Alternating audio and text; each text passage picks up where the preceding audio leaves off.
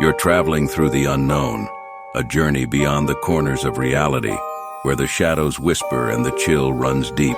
Welcome to the dimension where your deepest fears are given form.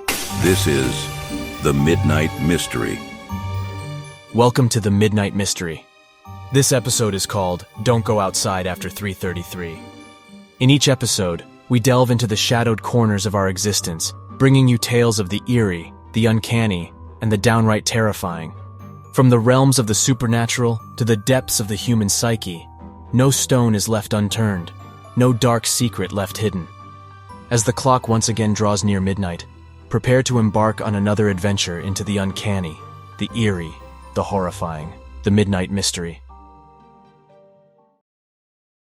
The golden rays of the setting sun painted Oldridge in warm hues, casting long shadows that blended seamlessly with the cobblestone streets.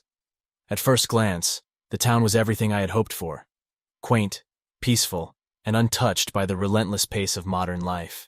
The antique shop facades, the ivy-clad townhouses, and the ancient town square fountain all resonated an old-world charm. As I strolled along, families greeted each other with affectionate familiarity. Children ran around playing hide-and-seek, and the elders sat on porches, reminiscing tales of yore. It was the kind of town where everyone seemed to know everyone else, and where a stranger like me stood out. Pulling my collar up against the evening chill, I walked into the town's only cafe. Settling into a corner, I looked around, trying to blend in and absorb the town's aura. The aroma of freshly baked pies and brewing coffee comforted my city-weary soul. "New in town?" a soft voice asked. Turning, I met the eyes of a woman with raven-black hair, pulled back into a neat bun, wearing glasses that gave her an air of gentle authority. She had a book in hand and an inviting smile on her face. "Ethan," I introduced myself, extending a hand. "Moved here recently, seeking, well, peace, I guess." She took my hand, her grip firm yet warm. "Jane, I'm the librarian here. Not hard to guess you're a city person. Oldridge has a way of attracting souls looking for a quieter life." Laughing softly, I replied, "That obvious, huh?" "Yeah, I'm a journalist. Had a bit of a rough patch in the city. Needed a change of scenery, and Oldridge seemed like the perfect escape." Jane's eyes held a glint of curiosity. "Ah, a journalist. You have that look of someone who's seen stories unfold, some beautiful and some not. But be careful. Even quiet towns like Oldridge have tales of their own." Raising an eyebrow, I felt the journalist in me wake up. "Tales? Like what?" She hesitated, looking around as if ensuring we weren't overheard. "Old stories, myths, maybe. Every place has its secrets, doesn't it? Over time, the line between fact and fiction blurs." I leaned in, intrigued. "You're teasing a story to a journalist, Jane. That's playing with fire." She chuckled. "Maybe someday, Ethan. For now, just enjoy the peace you came seeking. Not all tales need to be told immediately." Disappointed but still curious, I nodded. "Fair enough, but I'll hold you to that someday." She smiled, her eyes dancing with mischief. "I have no doubt. Welcome to Oldridge, Ethan. May you find the solace you're searching for." With that, she stood up, leaving me with my thoughts, the warmth of the cafe, and the intriguing allure of Oldridge's untold stories. The first few weeks in Oldridge were peaceful, almost idyllic. I'd settled into a modest home, a 2-story structure with a view of the town square. But as days turned to nights, I started noticing peculiarities. One evening, I sat by my window, writing my experiences in a new notebook, a ritual I had adopted since moving. There was something therapeutic about penning down daily observations. Just past midnight, I saw a silhouette darting through the shadows. It was swift, almost phantom-like. Moments later, another figure hurried in the opposite direction. Their haste was unsettling. The next evening, as I tended to my small garden, Mr. Donnelly, my next-door neighbor, approached. He was an older man with silver hair and a posture slightly bent by age, but his eyes were sharp, always observant. "Ethan," he began, a seriousness in his tone. "You're still fairly new here, aren't you?" I stood up, brushing off the dirt from my hands. "A few weeks, yes. Why?" He glanced around before leaning in closer. "I've seen you up late, watching. It's not safe." I laughed lightly. "Not safe? Mr. Donnelly, this is the most peaceful place I've ever been. What could possibly be the danger?" He looked into my eyes, a depth of genuine concern in his. After 3:30 a.m., it's different. Do not wander out. Stay indoors. Lock your doors. I raised an eyebrow, amusement evident in my tone. Really? A curfew for adults? What happens? Ghosts? Goblins? Mr. Donnelly's face remained stern, unamused. You can laugh it off now, Ethan. But heed my warning. This isn't just some old man's rambling. There's a reason for these words. Trying to lighten the mood, I chuckled. Let me guess. Small town superstition? Every place has one. In the city, they said never walk under ladders or let black cats cross your path. He sighed deeply, evidently frustrated by my nonchalance. This isn't a joke, young man. I've lived here all my life. There are things, events that even my old heart can't fathom. The past, it's a tricky thing. I paused, looking at him. Despite my inclination to laugh off his warning, the gravity in his voice gave me a moment's hesitation. All right, Mr. Donnelly. I'll be cautious. I promise. He nodded, patting my arm. That's all I ask. Just be safe. Some things are better left untouched, unexplored. As he walked away, I found myself reflecting on his words. But the skepticism of my city-bred mind soon took over, relegating his warnings to the realm of folklore and old wives' tales. Little did I know how soon I'd be re-evaluating those assumptions. The whispers of Aldridge's nightly phenomena ate at my journalist's curiosity. Despite Mr. Donnelly's cautionary words, I had to know. What was this small-town secret that had everyone so spooked? I decided to stay up one night. The calm night air flowed through the half-open window, bringing with it the soft chirping of crickets. As the digital clock on my nightstand moved towards 3:30 a.m., the anticipation tightened in my chest. I tried to dismiss the budding anxiety, chalking it up to the power of suggestion. 3:31 a.m. All remained quiet. By 3:32 a.m., I almost laughed at myself. Here I was, waiting for… what? Ghosts to waltz in? For a town's old tale to manifest? But then, 3:33 a.m. struck. Suddenly, the night erupted into a cacophony of chaos. Disturbing screams, raw and full of anguish, echoed through the once peaceful streets. I heard crashes, as if objects were being thrown with great force, and the desperate shouts of people. The intensity of the sounds sent shivers racing down my spine. Against my better judgment, I found myself moving stealthily towards the window, driven by an urge to see the source of the disturbance. As I peeked out, the sight before me was nothing short of nightmarish. Mrs. Patterson from across the street, a sweet old lady who baked apple pies and shared them generously, was chasing after a young boy, a kitchen knife glinting menacingly in her hand. Mr. Thompson, who ran the town's grocery, was in a violent brawl with his own son. Everywhere I looked, familiar faces, people I'd started to know and appreciate, were now unrecognizable, their expressions twisted in rage. The sheer madness of the scene was overwhelming. Why were these peaceful townsfolk, who just this evening were sharing laughter and stories, now hell-bent on destroying each other? A sharp knock on my door jolted me from the horrific spectacle. Fear gripped me as I backed away from the window.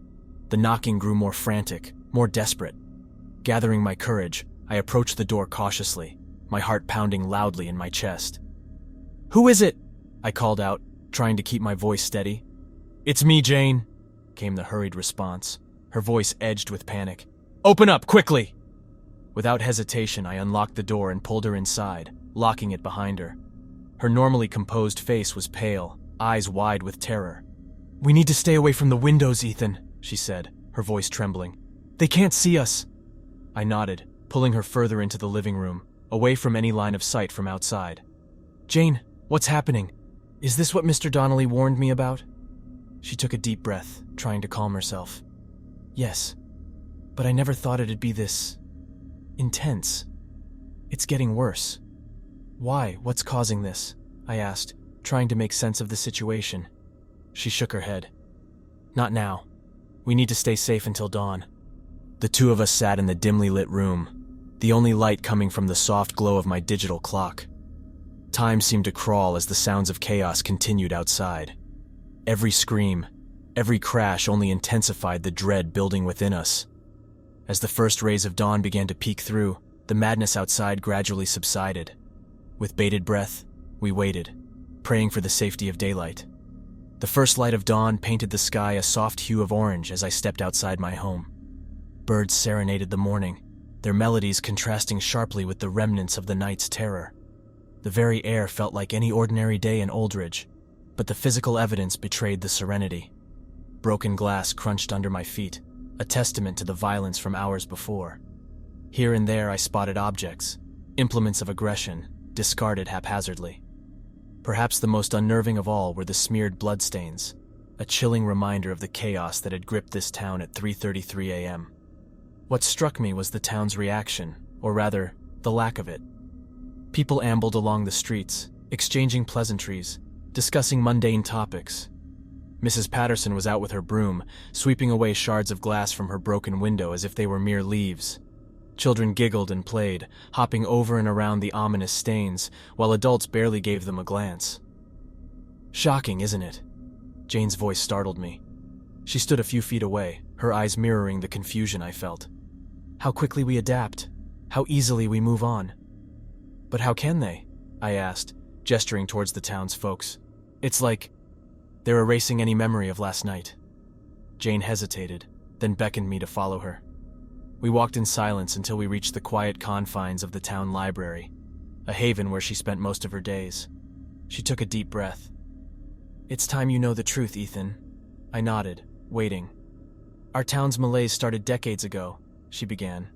During an expansion project, workers discovered an ancient artifact, a clock of exquisite craftsmanship, unlike anything seen before. It was beautiful, intricate, and held an otherworldly charm. And that clock? It's responsible for the madness? I questioned. Jane nodded gravely. Every single night, when its hands halt at 3:33 a.m., our town is plunged into chaos. People turn on each other, the kindest souls morphing into monsters of rage. Frustration surged within me. Then why not destroy the cursed thing? Why endure this nightmare? She looked away, pain evident in her eyes. We tried.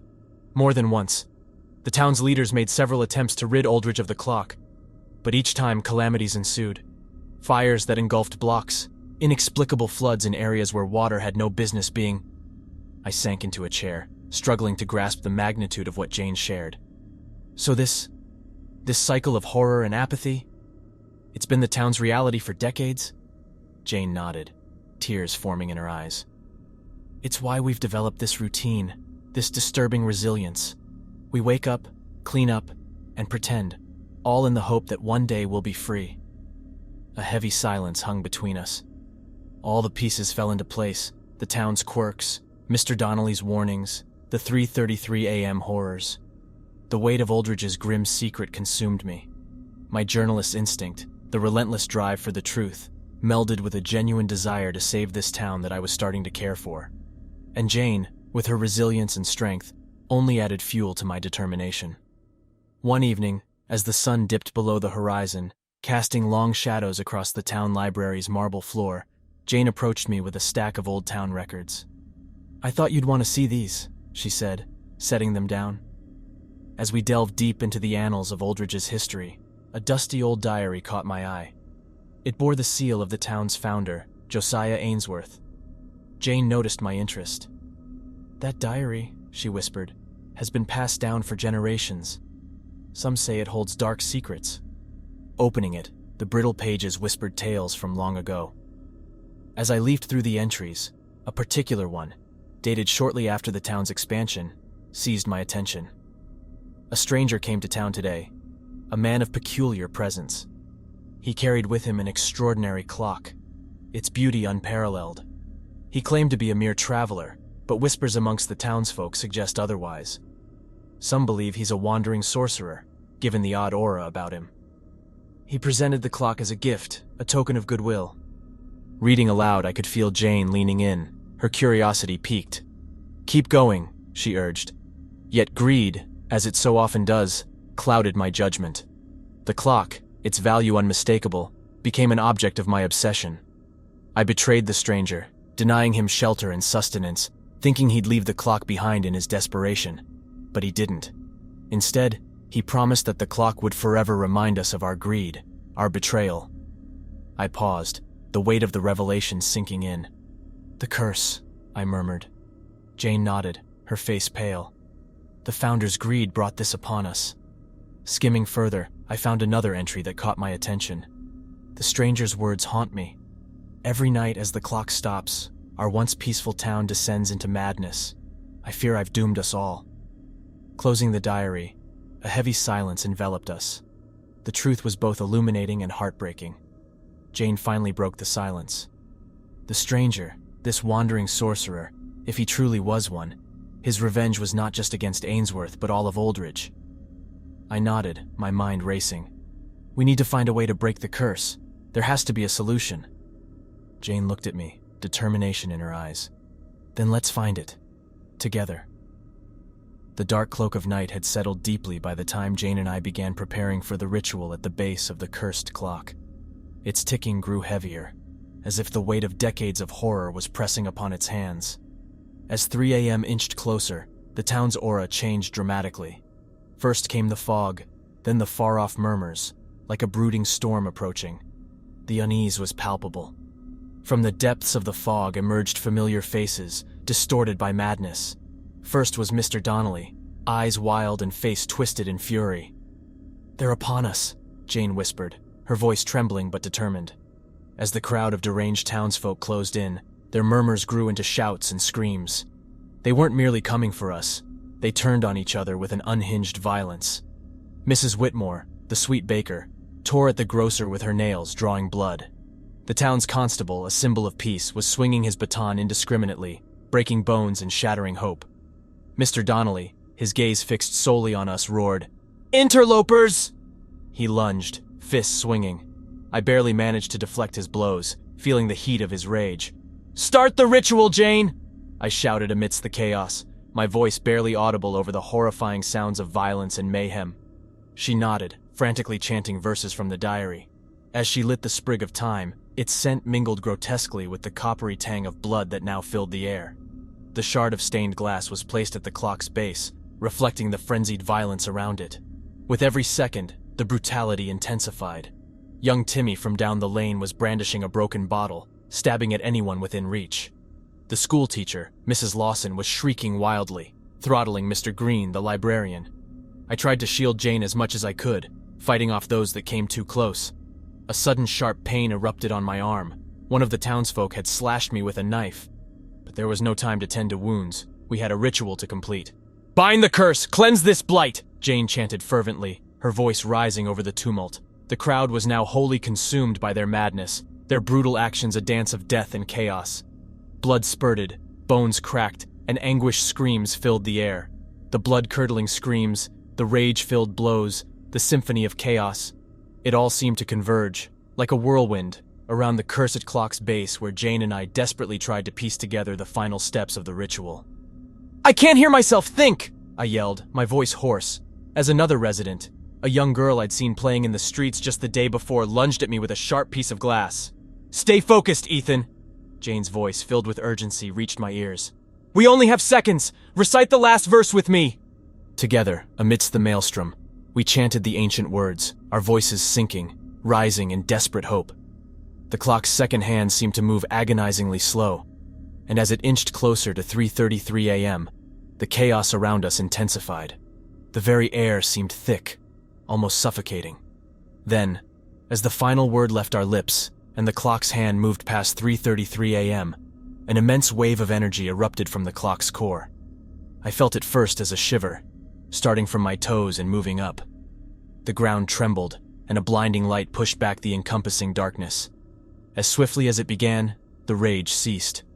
The violent hand stilled, the screams quieted, and a sudden, profound silence enveloped Oldridge. It was as though time itself had exhaled a long-held breath. Morning in Oldridge was usually a serene affair, birds chirping, children laughing on their way to school, the scent of fresh bread wafting from Mrs. Whitmore's bakery. But this morning was different. The usual sounds were replaced by a heavy, reflective silence. I stepped outside, my eyes squinting against the sun's bright rays, and was met with a scene of introspection. Neighbors, once lost in their nocturnal madness, now stood facing each other, the weight of realization evident in their eyes. "Did I?" Mr. Donnelly's voice trembled as he approached a young lad, a deep bruise evident on the boy's cheek. The boy nodded, tears streaming. "Yes, Mr. Donnelly. But it wasn't you, not really. Throughout the town, similar conversations unfolded, Aldridge grappling with the duality of their actions. Jane joined me, her face pale but her eyes shining with relief. "We did it, Ethan," she whispered. I nodded, my throat tight. "At what cost, though?"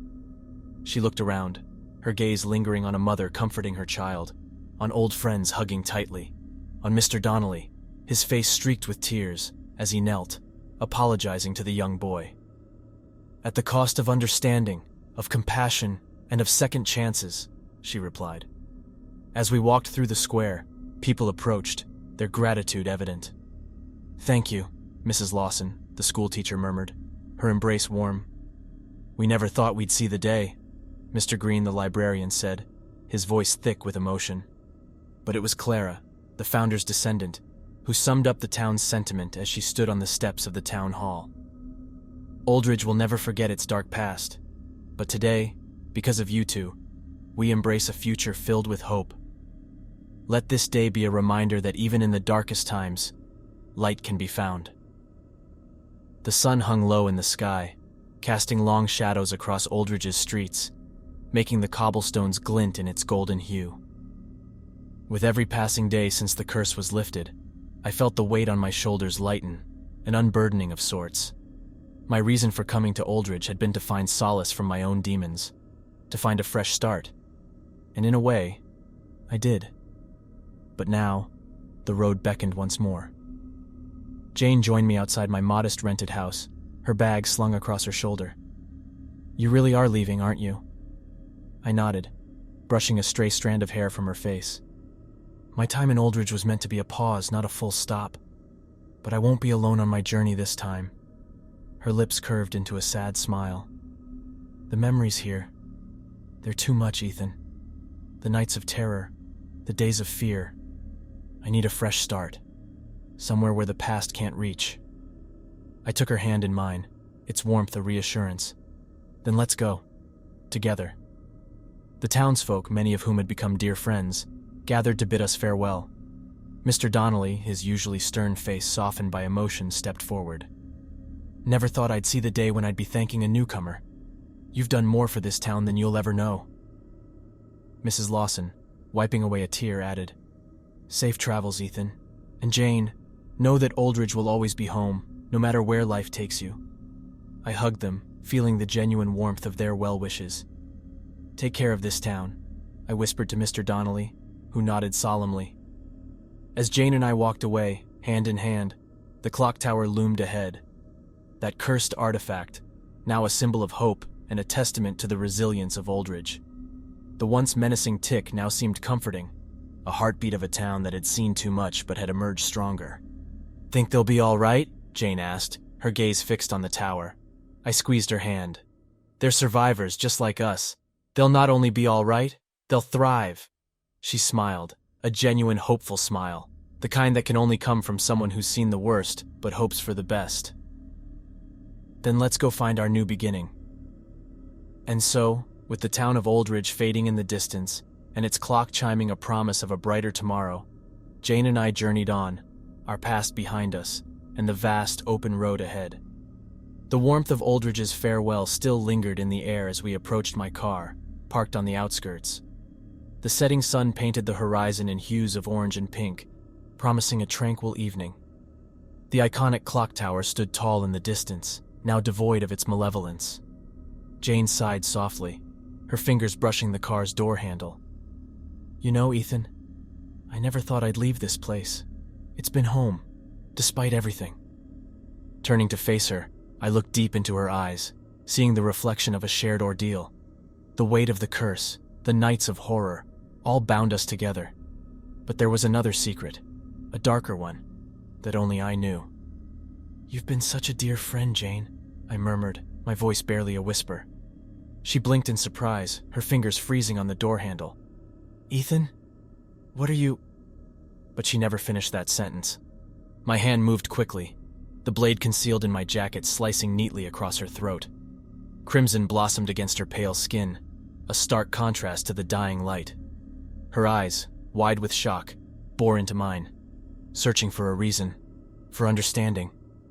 I caught her as she slumped, gently lowering her to the ground, my heart heavy with remorse and purpose. "I'm so sorry," I whispered, brushing her hair away from her face. "But the ritual, it wasn't complete. The curse isn't gone, not fully.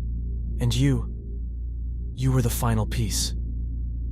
With Jane's life ebbing away, the air around us seemed to thicken, charged with energy. From the direction of the town, the clock chimed once, twice, and then a third time, its tone clearer and more melodious than ever before. I hope you enjoyed our episode. I'd like to extend a heartfelt thanks to you, our brave listeners. Your presence in this shared journey into the unknown is what fuels our stories. Your fascination is our motivation. Did this episode send chills down your spine? Leave your comments, share your thoughts, your theories, your own midnight mysteries. Your feedback is the beacon that guides us through the uncharted territories of our stories. And if you haven't already, remember to subscribe to our channel. By joining the Midnight Mystery family, you won't miss out on a single chilling tale. As a subscriber, you'll be the first to know when a new episode lurks around the corner, ready to pull you back into the shadowy depths of the unknown. This is the Midnight Mystery signing off, leaving you with a simple reminder. When the clock strikes 12, fear the silence, for that's when our tales come to life. Good night, Midnight listeners. And remember, not all who wander into the dark are lost.